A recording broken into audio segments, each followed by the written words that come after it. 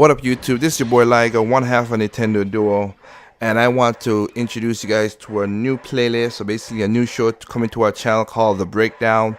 Basically, it extends from WTF. I noticed that the videos are getting longer, and also because I'm jumping to topics, trying to prove a point, and I want to keep it simple and compact and break things down simply and try to keep the video short.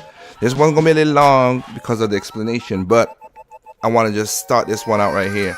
So basically the first episode, which is right now, is I want to talk about voice chat for the Nintendo Wii U. First of all, I want to give a shout out to Red Knight for coming up with this movement called #wiihaveavoice, #cross-party chat for the Nintendo Wii U. It's a cool movement.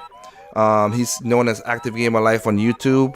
Check out his channel. He has a good video where he gets everybody in his community to post the pictures of the hashtag and sending it to Nintendo, tweeting it, and it's a positive movement. It's not crying, it's not bitching, it's not that kind of movement. It's just asking Nintendo politely to say, hey, you have older fans that love to want this service in their Wii U. So it's a cool system. Like I said, his video articulated very well. Check it out on Active Gamer Life on his YouTube channel. Alright, let's jump into the breakdown. For those who think the Wii U does not have voice chat, other than the Wii chat that they shown, they have voice chat capabilities in the Wii U. It's in the dev kit. Nintendo gave it as an option to developers to use it. Alright. Now, seeing that right now that Splatoon is a first party game for Nintendo, they choose not to use voice chat. And I want to explain that part out for other people who don't like it and break it down more easy for you. But I want to put my bias or my point of view up first, how I feel about certain things. Again, and please get to this part and see what I'm talking about. For me, voice chat is not a big deal for me playing games. I am the weirdo. I am the crazy person that, I'm mostly a single player person. Also, I am lucky to have friends and family to come over and still play games and have fun. Local co-op is still way fun than online, in my opinion.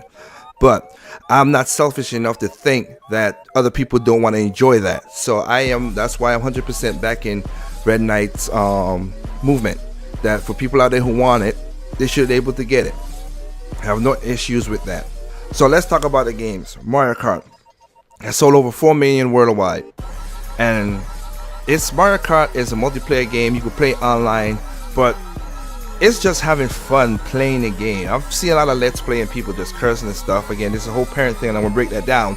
But cursing and stuff, but it's not really needed to enjoy the game, in my opinion. All right, Mario Kart Wii, and also Mario Kart 7 sold millions, and it's because of the content why people love those games. All right, for those who wanted it, I don't think it would have made that much difference anyway. For Smash Brothers, yes, I think Sakurai said it, and I think it was a good decision to take voice chat out of it. Why? Because one of the reasons is that game is gonna be lagged. Let's go with it. Smash Brothers Wii U is 100 times better than Smash Brothers Ball when it comes to the online capabilities. All right. Also, the net coding for this game is not set up on a server-based system as like most other games are, Call of Duty and everything else.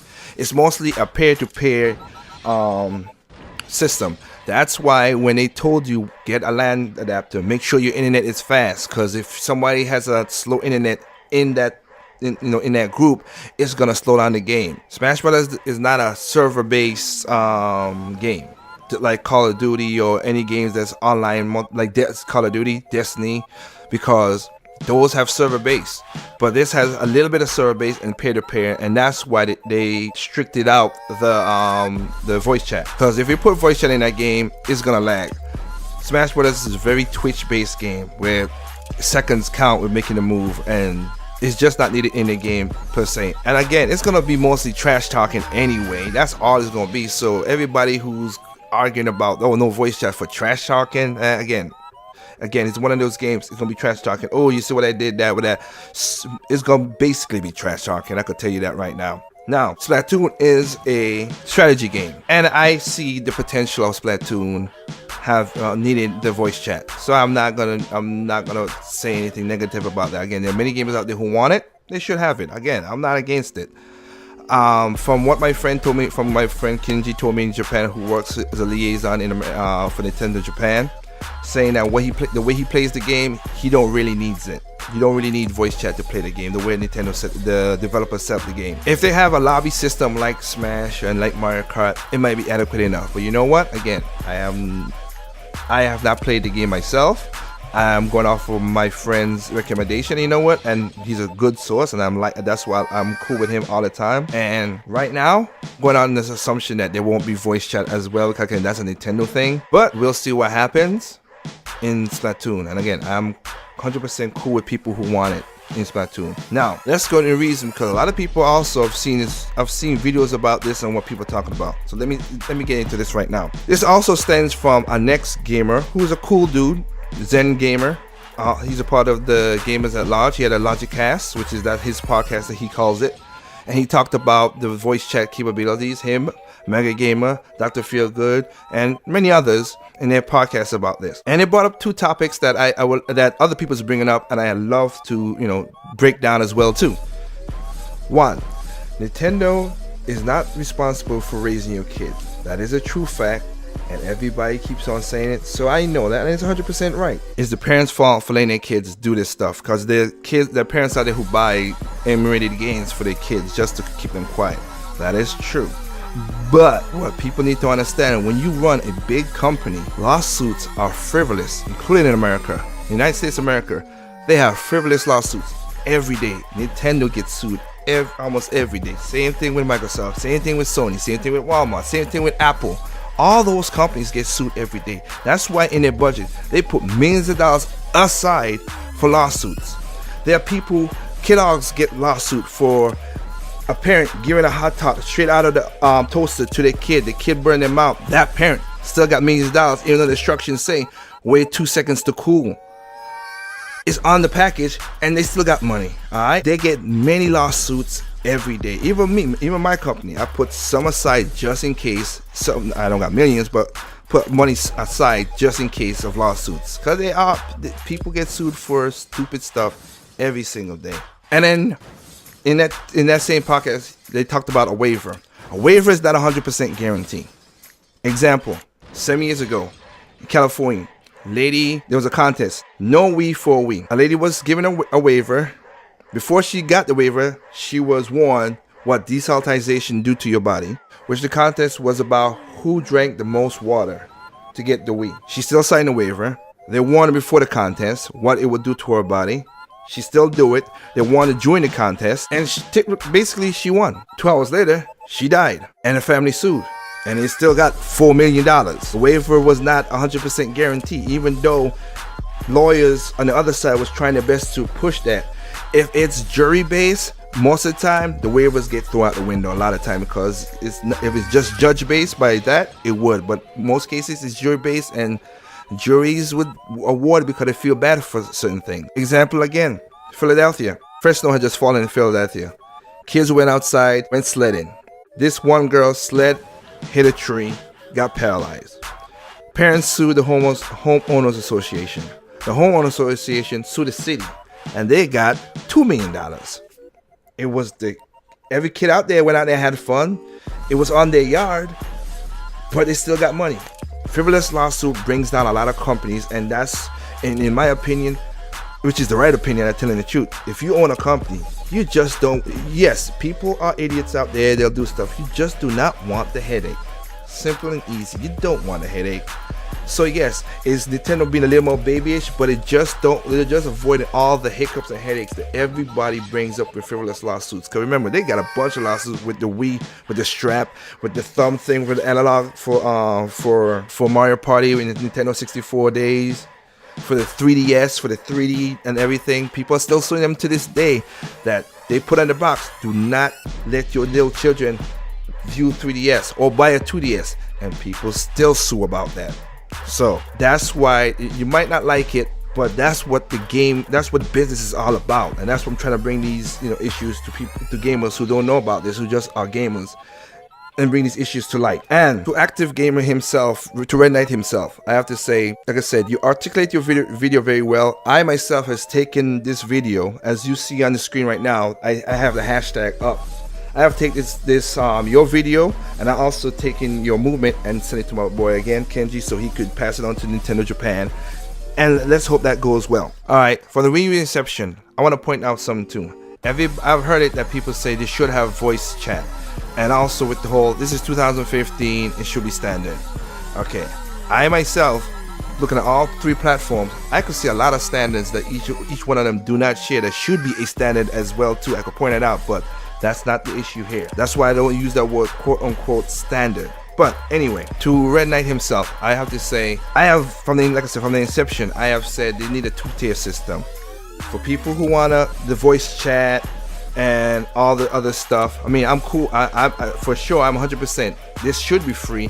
That Nintendo should put in the on-screen notice that your friends are playing the game. And I want to play the game with you. That right there is 100% free. Should be in the system based. That one should be system based, 100% in the system. No problem about that one. But voice chat and all the other stuff that other communities share on PSN and also Xbox, it would be cool if it could be a one-time paid fee, but I don't think that's gonna happen. If that happens, Red Knight, I am happy for you. That is, and everybody else, that would be cool. I don't think that will happen. It takes a lot of money to run servers, again, like I said before, and like it takes a lot of time and money that is free to monetize the Miiverse.